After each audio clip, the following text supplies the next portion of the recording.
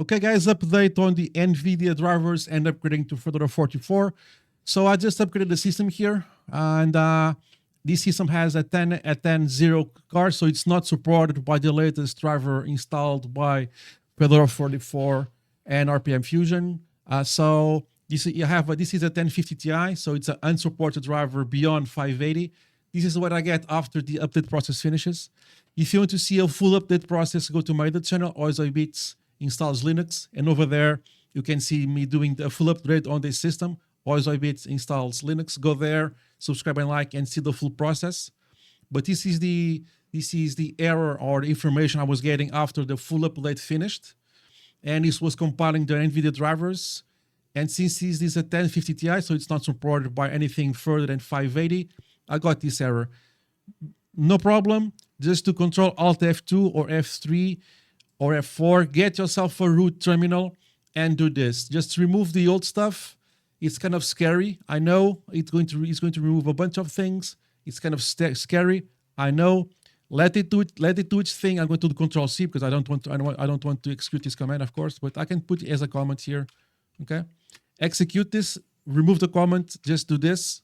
Okay. Hit Enter, and let it remove all of this stuff. I'm adding the comment there. Just I don't execute it because I don't want to execute it, but you will do execute this command. I'm going to put it in the description. If I forget, let me know.